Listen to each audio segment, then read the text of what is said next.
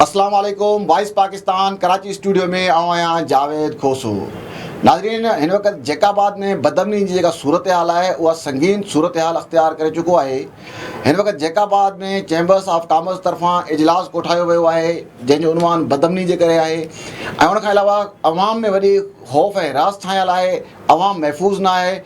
मानन का जो फोरू जो आम शहरन का हथियारन के ज़ोर से मोटरसाइकिल फुरकन था, रोक रकम फुरकन था। जेकर के शहरी तरफा का थोड़ी घनी मज़ाहमत भी थे थी तो उन्होंने गोली हणी करे उन्होंने ज़ख्मी करण या उन्होंने ज़िंदगी ख़त्म करण के हद ताईं जेके फोरू आहिनि जेके धाड़ेल आहिनि वो इन हद ताईं पहुची था वञनि तो उन्हनि जी ज़िंदगी के ख़त्म करण ताईं वो लही था अचनि। हिन वक़्त जी जेका सॼी सूरत हाल आहे इन में जैकाबाद जो तालुको है गड़ी खैरो जिते भी ॻोठाणनि तरफा बदमनी ख़िलाफ़ एहतजाज किया वियो है। इन सॼी सूरत हाल के ॼाणण जे लाइ असां कोशिशि कंदासीं त असां राब्तो कयूं जैकाबाद जो सीनियर सहाफ़ी है मुकेश कुमार रुपेता।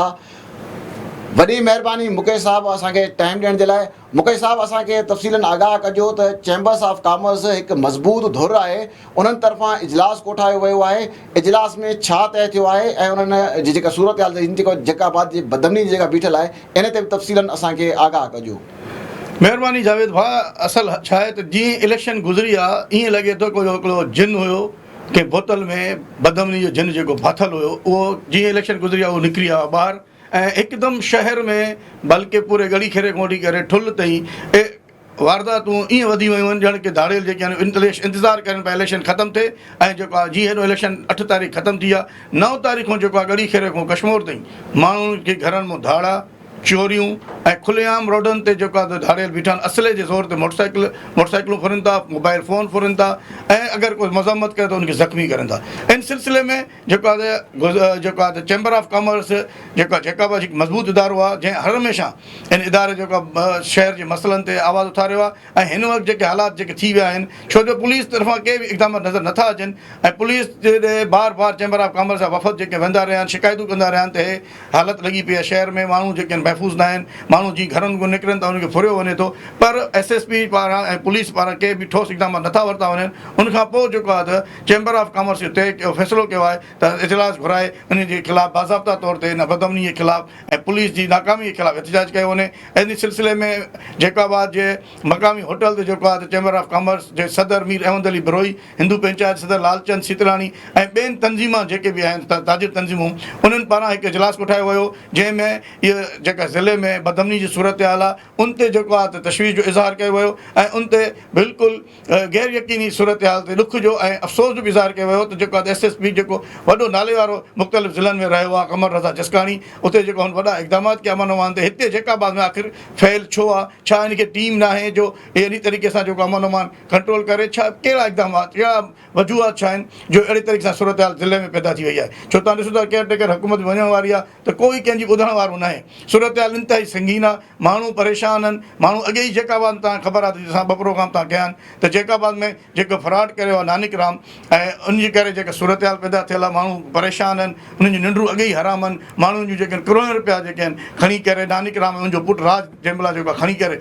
मुल्क मां फ़रार थी विया आहिनि उहे अॻे ई शहरी परेशान आहिनि। उनखां वधीक वरी इहे जेके धाड़ियल निकिता आहिनि रोडनि ते जेके माण्हुनि खां मोबाइल फुरनि था, पैसा फुरनि था ऐं मज़म्मत करण ते ज़ख़्मी करे वञनि था ऐं उन्हनि जे ख़िलाफ़ु को इक़दाम का एक्शन नथो खयो वञे त माण्हू परेशान आहिनि ऐं शहरी चवनि था आख़िर वञूं त वञूं काॾे?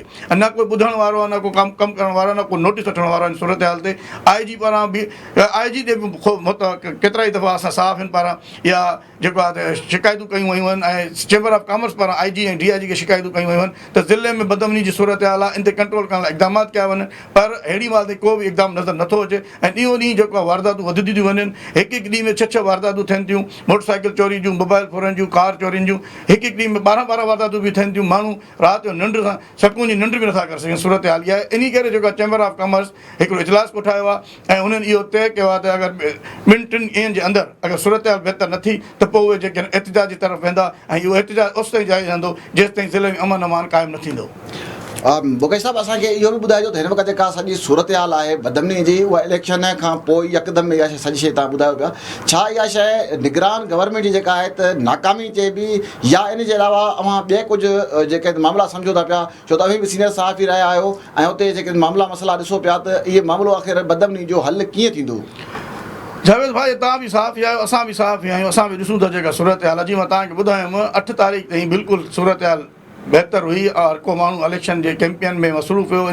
जेके इलेक्शन हले पई सूरत हाल जेको माण्हू उन इलेक्शन जी तरफ़ ध्यानु हुयो त माण्हू हर को माना उन्हनि ध्यानु हुयो क्राइम जी तरफ़। क्राइम न हुयो बि सही एतिरो, बस थोरो थको थिए पियो क्राइम, कंहिं महिल मोटरसाइकिल चोरी थी या मोटरसाइकिल फुर थी थिए पई। लेकिन 9 तारीख़ खां पोइ अलाए छा थी वियो जैकाबाद में, अलाए कहिड़ो जिन जेके अलाए कहिड़ा जिन हुयो जेको ॾोहारियुनि जो निकिरी वियो ऐं अचानक जो ॾोहारी रोडनि ते अची विया। माण्हुनि जे घरनि में चोरियूं बि करनि था, फुरूं बि करनि था रोडनि ते खुलेआम, माण्हुनि खे धक बि हणी था वञनि, ज़ख़्मी करे था वञनि।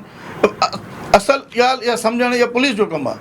पुलिस जो कमु आहे त इन ॾोहारियुनि ते कीअं कंट्रोल कजे, इन्हनि खे व्हाट्सएप कीअं कजे, इन्हनि जे ख़िलाफ़ु कहिड़ा इक़दाम करनि, इहे असां साफ़ ई सिर्फ़ु असां रिपोर्ट करे सघूं था। बाक़ी जेके कमु आहे पुलिस जो कमु आहे। पुलिस जो कमु आहे इहो जेको आहे त जेको अमन अमान जी सूरत हाल आहे बहितर करे ऐं SSP खे सीरियस थियणो पवंदो ऐं इनखे जेको आहे नोटिस वठिणो पवंदो SSP कमर रज़ा जसकाणी खे, त इन ते नोटिस वठी करे, छो जो हीअ उनजी बि इज़त जो मसइलो आहे। ज़िले जो हेड आहे, उनखे बि उनखे पंहिंजी टीम खे मुतहरिक करणो पवंदो। जे अगरि उन टीम में अहिड़ा माण्हू ऑफिसर न अथसि जेके अमन अमान सूरत हाल बहितर करनि, या अहिड़ा ऑफिसर त जेके सिर्फ़ु वेही करे स्मगलिंग कराइनि तेल ऐं ईरानी तेल जी ऐं ॿियनि नॉन कस्टम पेड सामान जी स्मगलिंग वेही कराइनि, अहिड़ी टीम खे हलाइणो अथसि त पोइ SSP साहिब खे जेको हीअं हले पोइ जेसिताईं हलियो। बाक़ी अगरि सीरियस आहे जैकाबाद जे अवाम सां, पंहिंजी जैकाबाद जे पंहिंजे उहिदे सां, त SSP साहिब खे सीरियस नोटिस वठिणो पवंदो ऐं इन ते इक़दामात खणणा पवंदा ऐं तेसिताईं जेको अमन अमान सूरत हाल बहितर न थींदी।